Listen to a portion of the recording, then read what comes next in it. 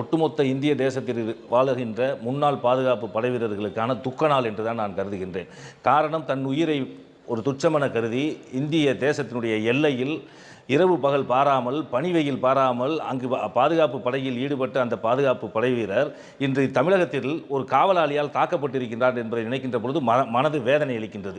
திராவிட முன்னேற்ற கழகத்தினுடைய ஆட்சியில் தொடர்ச்சியாக இராணுவ வீரர்கள் தாக்கப்படுகின்றார்கள். அது எப்படி என்றால், காவலாளர்களாக போலீஸ்காரங்களும் அடிக்கிறான், ரவுடிகளை விட்டும் கொலை செய்கின்றார்கள். சேலத்தில் 2 கொலைகள் நடந்தது. அண்ணன் தம்பி 2 பேரையும் துள்ள துடிக்க அடித்து கொலை செய்தவன் யார் என்று உங்களுக்கு அனைவருக்குமே தெரியும். திராவிட முன்னேற்ற கழகத்தை ஒரு ஒன்றிய செயலாளர், வார்டு செயலாளர் ஒருத்தன்.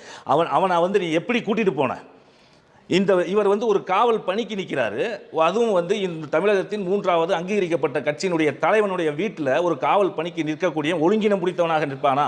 25 வருடங்கள் பணியில் இருந்த அந்த மகன் அவன் எவ்வளவு ஒழுக்கசீலன் என்பதற்கு எது சாட்சி என்றால், அவனுக்கு அளிக்கப்பட்டிருக்கின்ற அந்த பிஸ்டல் சாட்சி. அந்த பிஸ்டலுக்கு உரிமம் கொடுத்தது தான் சாட்சி.